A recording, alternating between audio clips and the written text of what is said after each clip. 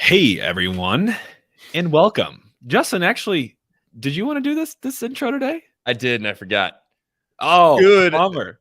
good morning, good afternoon, good evening to all you ball watchers. Welcome back to Ball Watching. I'm your host, Justin, with my co-host, Jake, or I guess Jake's the host and I'm the co-host, however you want to call it. My name's Justin Graham, and we're here to give you a recap. I know my voice sounds like a lot of fun right now. Last night was not. Jake, quick thoughts.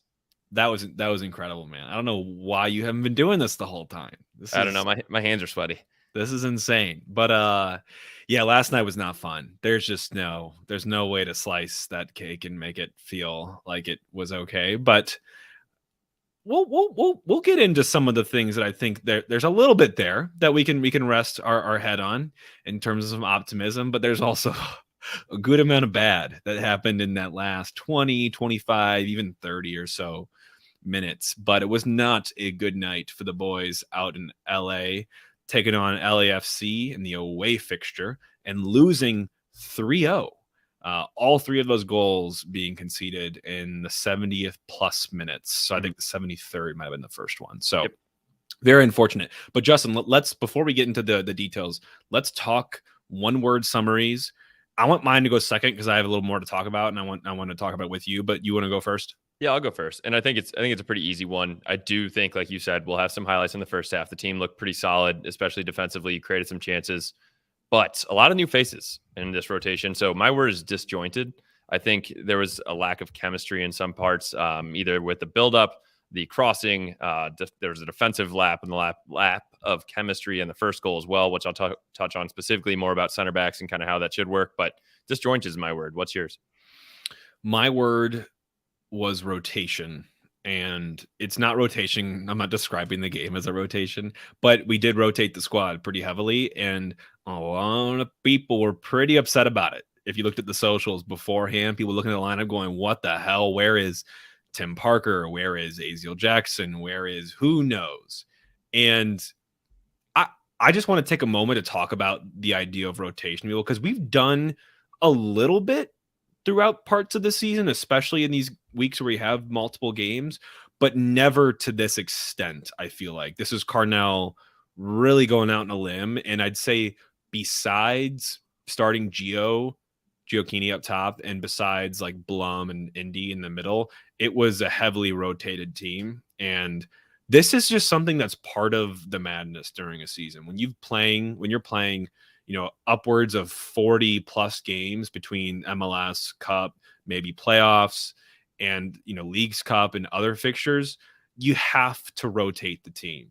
And I think with a team like ours, you should feel very justified in doing so. We have guys that are chomping at the bit to get out there and prove themselves and earn more minutes in the starting 11. What chance can you offer them besides throwing them a start here or there? They must be training hard. My thing with this is we're not rotating and just, sitting back and just hoping for the best against this LAFC side. I think we're putting guys out there that have proven themselves to Carnell, like they want to go out there and try to win this game and play together and give us a fighting chance, while also accomplishing the goal of giving some of your guys that are your more regular starters a rest and giving them some sub minutes. Because like I said, long season, this was a long-term play. We weren't going in there to play our best 11 and make our best chance at winning this game. This was we need to win on Saturday. We want to be competitive here and not lose guys to fatigue early on in the season. It has to happen. Two positive spins or rotations on that, Jake. No pun intended, pun intended. The one thing, if you think about it, when we just went back into San Jose Earthquakes, kind of a similar situation. People were freaking out, and we go in there. We started Sam and Dinran and Alm up top with Aziel, Stroud, Miggy, and Blum, with new back of Yarrow and Watts. So if you look at that, and we still came out with a 3-1 dub. Not saying that's always going to happen, but we're also not just throwing up our hands like, it's LA, we're taking an L. We were in this game until the 70th minute. So I will say that. And then also I saw some interesting stuff on Twitter about maybe Carnell, maybe this was a little bit of a more mind game and long-term play as well, as not showing all of our cards to LAFC, who we know we could possibly see and likely see in the playoffs. And we'll see, I believe it's again September 20th. So those are just two quick thoughts on that. It's not all negative. So, and like you said, now we get more legs for the guys coming home to a game that we should get 3 points out of.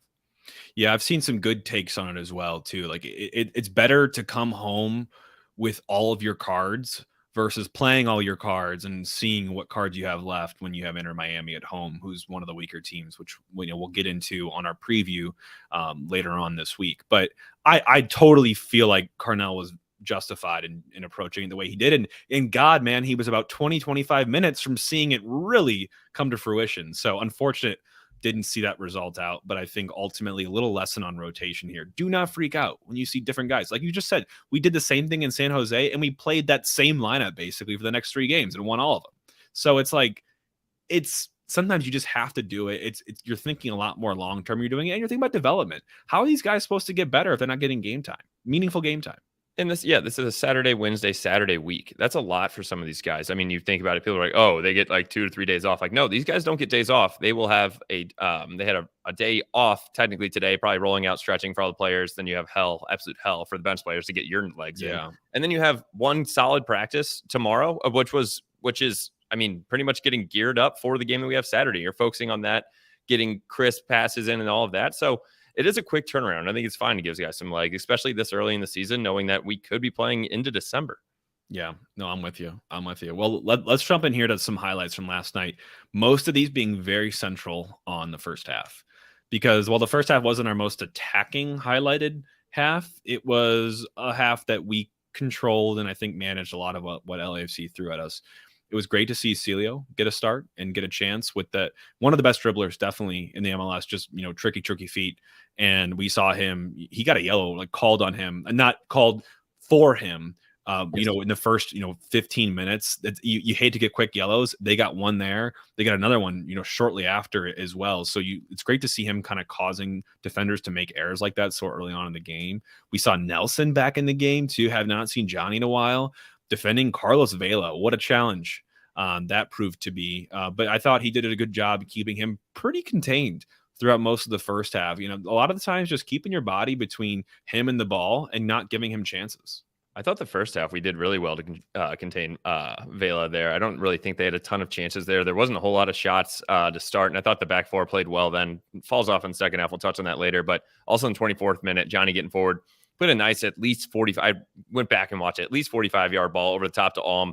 It's tricky. I mean, if you could try to do like a Jim Edmonds and touch it with his foot and then finish it, but it was a great ball by Johnny there. And then also, like you said, 28th minute, Nico doing a good press, getting his foot in, getting a quick touch around the right center back who absolutely just swung right through him. I watched it. I was like, oh, here comes Nico rolling around again. I'm like, no, he got absolutely destroyed on that kick. Got absolutely clattered. We saw Blum, his normal self, his very situationally aware self, where he knows where guys are looking. He's got where a guy like Leuven has vision of where the pass needs to go and where everyone needs to run. Blum is anticipating what everyone else is thinking, and he knows to cut off certain channels, and he's diving in front of channels and cutting things off with any part of his body that he can, breaking up big switches in this occasion a couple times in the first half. There was Alm had a chance on a second ball after Nico challenged for that in the air, won a couple of those, almost leads to a couple chances, really a lot of half chances, I'd say, in the first half. Not much very material. Berkey playing sweeper keeper last night in the first half. In the 39th minute, I think we saw him come way off his line to cut off a through ball, which you like to see from your goalkeeper, who's really alleviating some of the stress from the defenders. I'm sure you loved playing in front of a goalie who was pretty confident about cutting those out. Absolutely. And I'm going to give a quick shout out to TK on that one. That's one of those things is TK is made it known, very well known, that you need to be just as good with your feet as you are with your hands if you really want to play well. And Berkey being that quick off his line and that easily just to get up and distribute balls is great to watch. So I love having it. And I will say, a couple two more highlights before we get into the rest of the highlights in the second half. Bouanga tries to get a quick corner, not happening with John Bell. It's good to see him on the field. That is a massive man. And then also the team was under pressure and Blum wins a free kick in the defensive third, just getting his body. He is so good at shifting his body around the ball and just getting it in between. And then the 45th minute +1. And we got our first shot on goal. So obviously it was the first shot on goal of the game. Like it wasn't even ours. It was our first shot on goal, but it was the whole game's first shot on goal. We didn't even have LAFC have a shot on goal Which that is whole kind of half. surprising because there were some good chances, but just nothing actually landed on net, and it No. was a weak shot as well. Even the announcer was like, "Oh, nice, our first shot on goal." I thought you meant ours, but yeah, no, you're right. I think there was a total of 5 shots on goal in the entire game. Yeah, and I'm gonna run through the second half highlights quick because I have some general ones I wanted to take away here, the things Hit that it. we can kind of lean on. But there were some good recovery tackles we saw last night. I think Nelson had a good one after John Bell got spun in the 48th minute. In the 51st, there was a great step and win by John Bell, who I thought was pretty solid most of the game. He did get a weak yellow card on that one. That's controversial there when you get a lot of body and the ball. It was around. It was around the side of him. So I mean, I just don't think. I think it was a great step by him. Great win. Don't think he should have got a yellow. We saw Blum counter pressing in the LAFC corner right after we give the ball away. It's a perfect textbook example of counter press. We give the ball away. He pounces on the next guy. He dribbles a couple of guys, earns us what should have been a corner, but was a goal kick. We saw Berkey cut off a couple of cutback crosses that they were trying to cutback crosses were kind of the name of the game for LAFC last night. The commentators were trying to say that Petrovic, who's a goalie also having a great year in New England, who's also having a great year as a team, has a higher ceiling than Berkey. And I'm like, okay, that makes sense because he's younger, but how much higher of a ceiling can you get than playing Champions League football year round for Borussia Dortmund and starting for Dortmund for years? Like I don't think you can come close to sniffing that if you're just a domestic goalkeeper right now in terms of ceiling. I know he's kind of hit his ceiling, but like how much higher of a ceiling can you get than that? I mean, it doesn't get much higher. I mean, if you want to say he's got a higher ceiling, fine. Roman's head is literally hitting the ceiling, and this guy is down by his knees. I mean, congrats. Let's see if it actually pans out, because a lot of times you can have a huge ceiling and not pan out. I mean, look at like Yasiel Puig or a couple of these guys that get into the league, and I mean, there's plenty of busts. So yeah, I think that was a ridiculous call on them. I'll give another one on the 57th. Nelson drives forward, lays it off to Stroud, who wins a corner kick. Good. Blum dribbling tight spaces out of trouble. Very typical. Love to see it. That was 58th. My favorite moment of the match, Jake, 66th. Johnny Nelson, 30 yards out. So many synonyms you can call this. It was a rocket, a missile, a laser beam, a piss rocket. I don't even know what you want to call it. Just no spin on the ball, drives right through it, tipped over the bar by the keep. And I thought that was an incredible chance by Johnny. I love to see him put some laces through one. It turned out being our best chance of the night. And I mean, that was the closest we came to a goal, right? I can't think of any other situation where we were close. So that was our best chance. And it came from our left back off of a corner.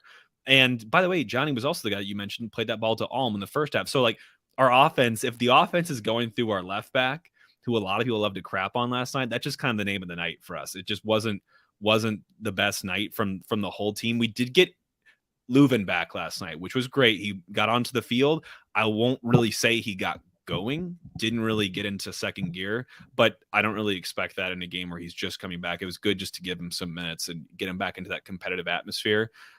He also just ate a free kick from Denny Bouanga, like just took it right in the face. But hey, that's what they teach you when you're kids, man. Do not turn your back. You just take that. I mean, take it as long as he's no broken nose, which is completely fine with me. Good to see him back. But yeah, let's touch on the general here. I know you already mentioned it. You were pretty impressed with John Bell, looking strong and confident back there, especially that was his first time playing here. First start. Yeah. I mean, we've been rotating the back four so much. It's going to be hard with chemistry, but these guys are still playing relatively well. I know we gave up 3 late goals, which we'll touch on in the lowlights, but it was good to see him out there. Yeah. Alm was pretty good in the first half too. Just being a dog up and down the pitch, contributing offensively and defensively, which is great to see. Haven't seen much of him, I feel like, recently. He's been in and out with his injuries. First half, I think defensively we're great, cutting off the counters from LAFC, picking our moments when they were transitioning and trying to really step up and press them and force errors out of them, especially in the counter press. And I had a quick little note last night too, that I looked at the average age of both squads afterwards. And our average age last night, it was a young rotated lineup. We had an average age of 25.7 years old compared to LAFC's 29.2. I'm no mathematician, but that's about 4 years. And that's 4 years of playing experience. That's a gap between those two teams. So not only was there, I think, a talent gap that came out last night, but also just guys that have had so much more time to hone their trade and develop their skills. So I just wanted to draw attention to that as well. And we didn't even cheat that number by playing Miggy or Caden Glover. Right. Imagine if we would have done that. Johnny Klein dropped that age way down. So Absolutely. looking at the stats real quick, Typically, yeah, we were outpossessed 41-59. Usually not a problem with us. What the problem is the XG. We had a 0.36 and a 1 point versus their 1.53. They had 11 shots versus our 9. They had 6 big chances to our 0, and they missed 3 of their big chances, knowing that they finished the other 3. And we also had 0 big chances missed. So technically, we get a little circle on that because we didn't miss any big chances, but it's because we didn't create one, Jake. Yeah, it was not a good creative night from us. The attack just wasn't there. Even the subs, which we'll get into the lowlights, just nothing really came to fruition for us, unfortunately. We relied on a lot of shots. That was one of the things that we led last night in terms of attacking stats, was shots outside the box, because we could not get a sniff in the box, man. There was nothing happening for the boys, unfortunately. And LAFC, hats off to them. They definitely played a good game, especially in the second half of the second half. Really taking advantage of us. Lowlights time, Justin. Cameraman. I'm gonna start with cameraman. I tweeted about this on our social media. What the hell? I don't know if you were watching the first couple minutes of that game, but I felt like I was watching with binoculars. We were so far away from the action, and I felt like it was, grade school dad is like filming the game. He's like watching off the side, but also filming the game, and he forgets to move it sometimes.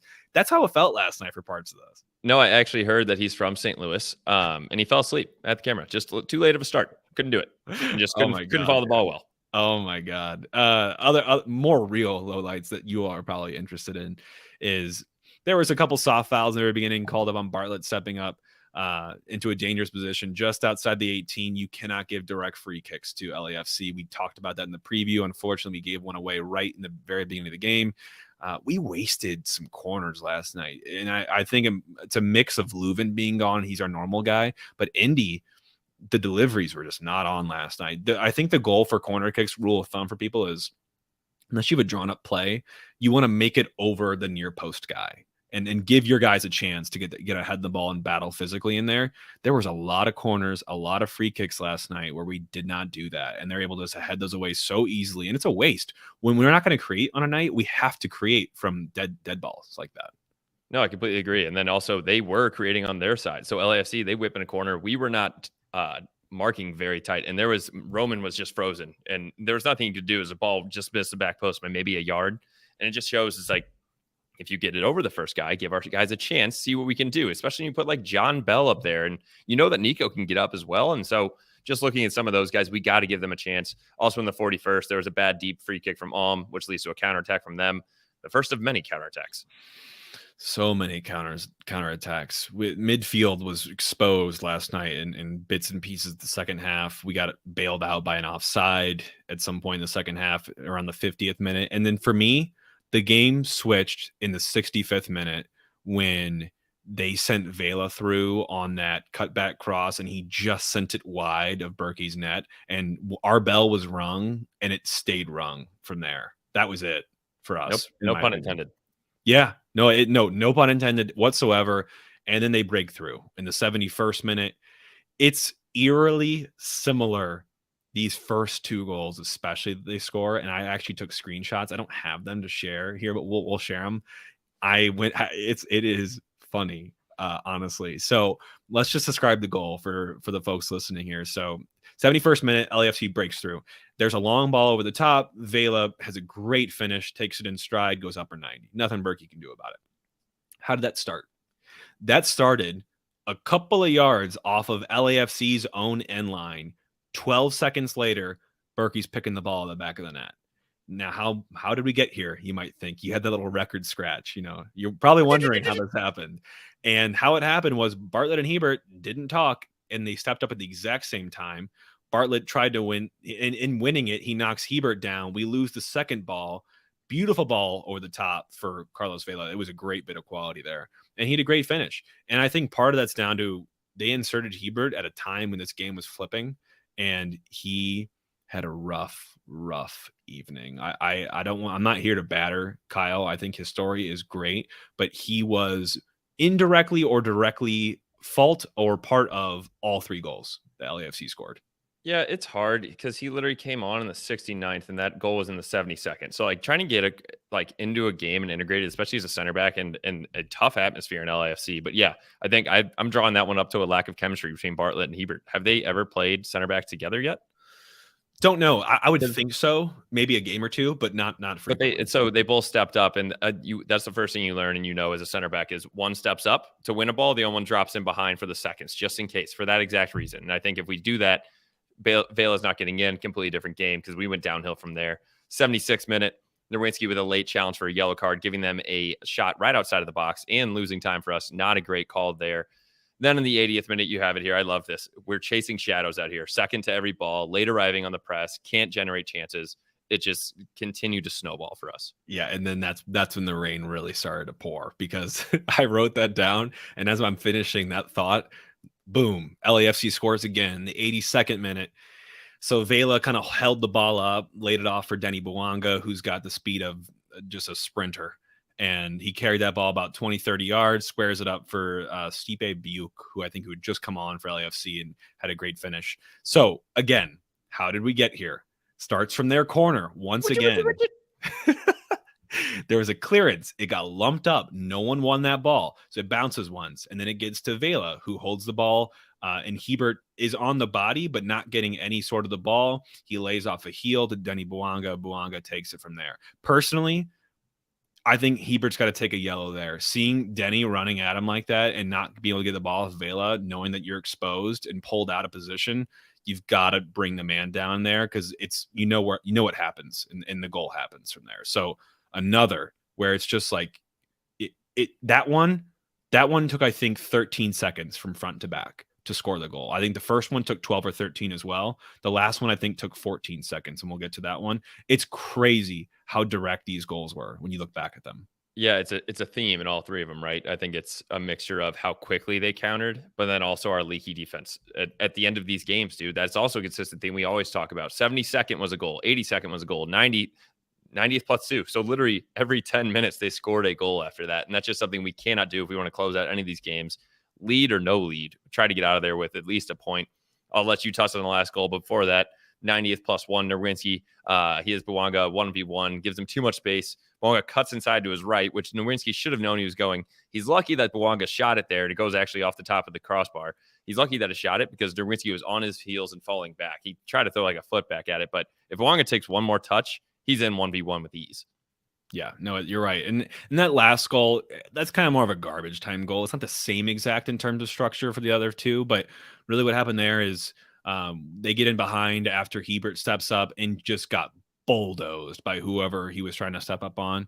And they have the composure to do a quick cross. Guy takes it down. I think it was Cifuentes that scored this goal, settles it, tucks it into the corner. Good night. Thanks for coming.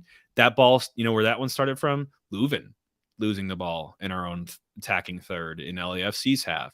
But again, another one where it cannot be acceptable for us to concede these goals on such direct passages of play from an opposing team. That's our thing. Like, that's our recipe. And these guys are ripping it from us, and it hurts, man. Like, it was painful to watch. It's like, oh no, everyone's right. And then before you know it, the ball's in the back of the net.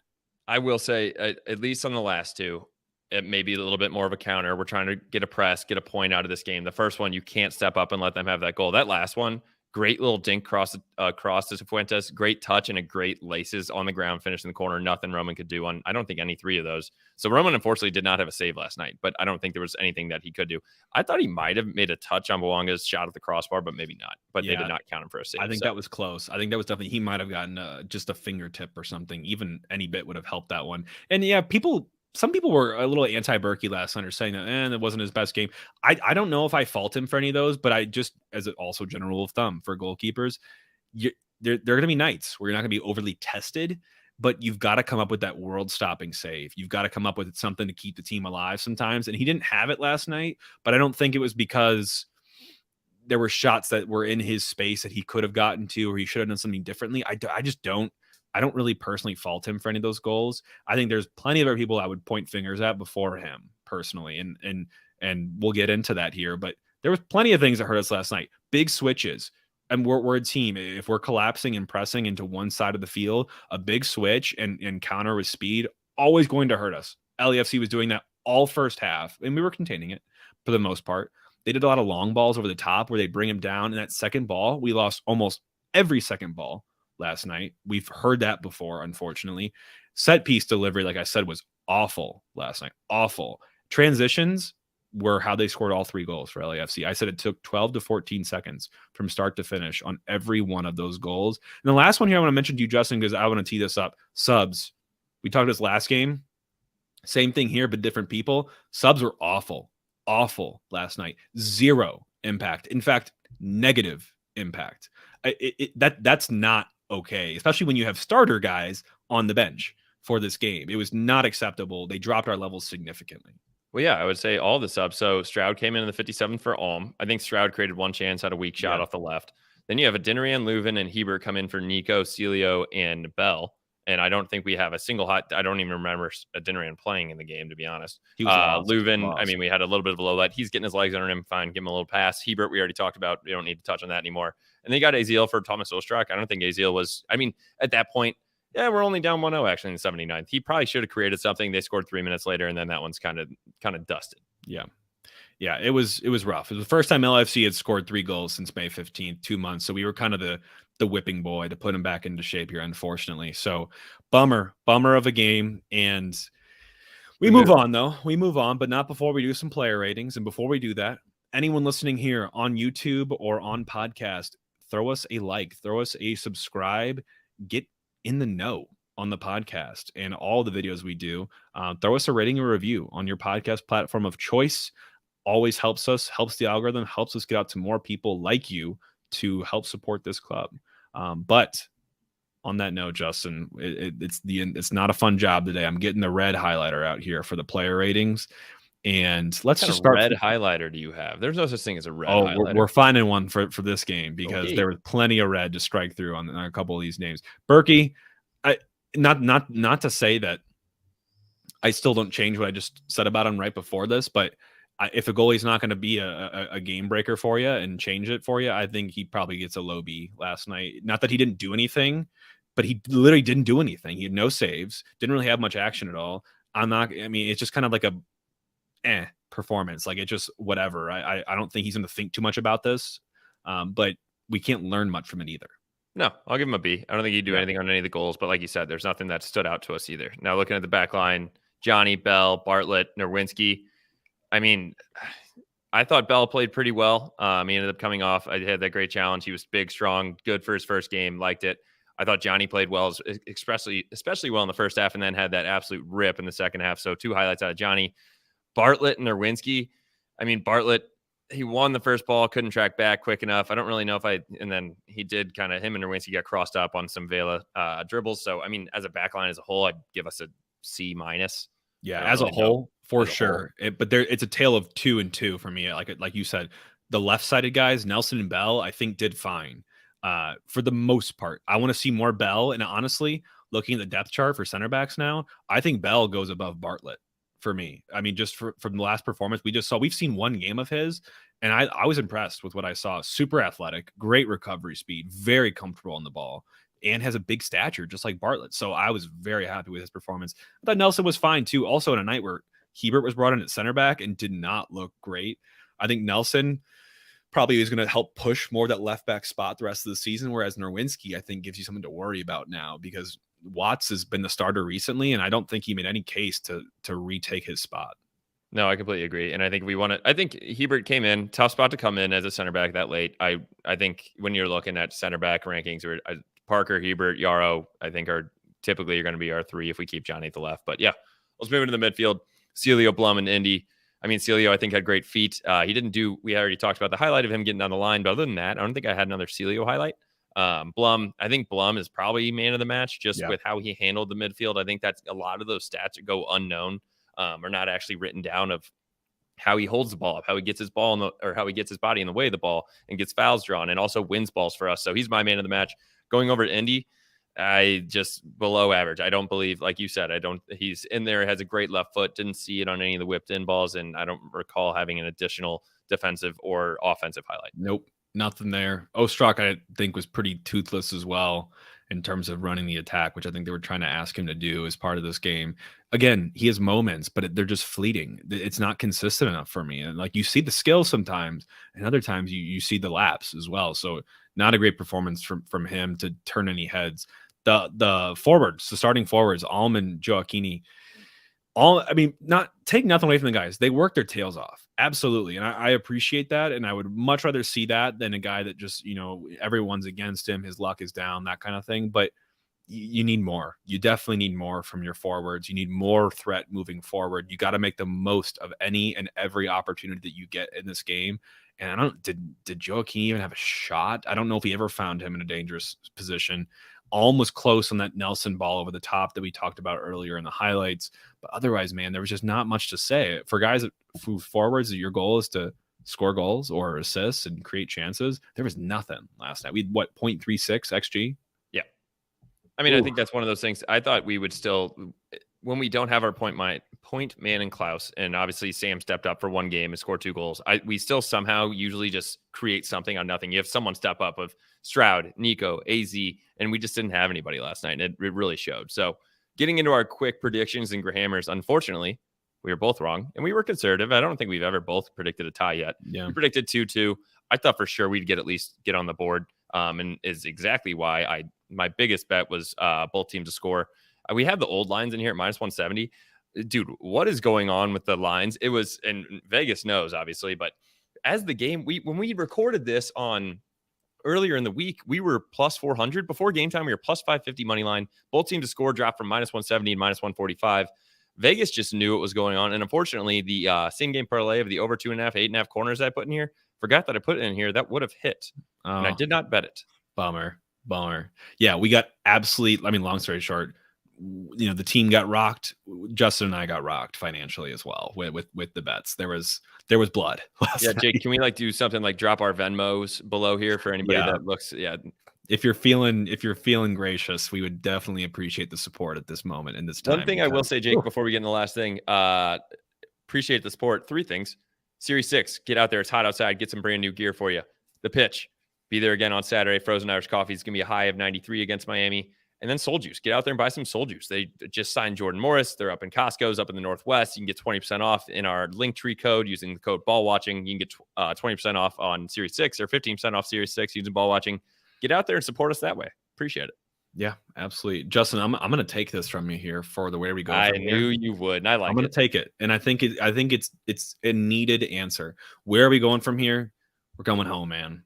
We have to come home. This was not a great end to the road trip, but we did get the result in Toronto, which we're still happy about. But let's come home.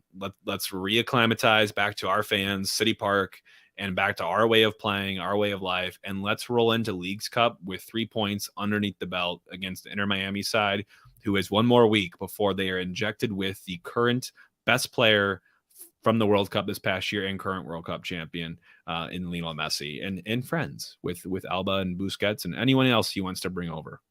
I have one more thing I want to give a shout out to Shelby on Instagram. So she sent us a nice DM, and she was just saying her first concern was no Parker. When you see that was everybody's, and how were you going to kind of use the guys that are on the field for that? But I kind of like this last bullet point. She said, I'm more curious if the 3 points were more of a reflection on better adjustments made by LAFC or because of the subbing that happened in the second half from our bench. So what do you think, Jake? Of the guys, did we drop the ball or did they step it up? I think both. I think they stepped it up.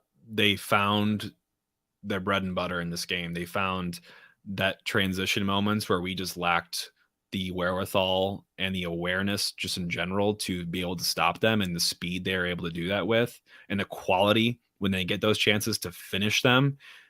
They definitely outperformed their XG last night. So I think quality and kudos goes to LAFC, and our adjustments weren't there. We could not react to it on the field at the time, and our subs worked against us. So I think it's a little both. Yeah, I would agree, especially with it 3 goals. I would say if it was 1 or 2, you could probably blame one or the other, but it's a mixture of both. But I appreciate the DM. I'm excited to see LAFC again at home and play a full, in form starting 11 against them, and licking our wounds and probably learning a lot from this experience. So I think it'll be a different fixture. I mean, knock on wood, Jake, by the time we get to September 20th, and as barring no major injuries, we will have Berkey. We have Nilsson, we'll have Blum, we have Leuven, we have Klaus. We have not had a game with all of them yet. Obviously, definitely not without Nilsson. I don't even know if we've had a game or two with Berkey, with Leuven, Blum, and Klaus up top, just with limited Blum, like some Blum going to South Africa and having COVID, and then Leuven getting hurt and Klaus getting hurt. So I'm excited. Let's move on. I am too. So we move on to Inter Miami on Saturday. I believe at 7:30 p.m. Yep. here at City Park, and we will be breaking down a preview for that in quick succession tomorrow. So tomorrow being Friday, we will try to get out a preview of that match for you all, obviously with a little bit shorter time frame ahead of it, but not too much to think about until those new stars arrive here. Inter Miami is going to probably be like a game like Toronto, where we just need to go in and do the business. So looking forward to it. We'll catch you all back in that preview. For now, ball watching signing off. Everyone keep your head up. LAFC away is over, and we move on from here. All for City. Take care, everyone.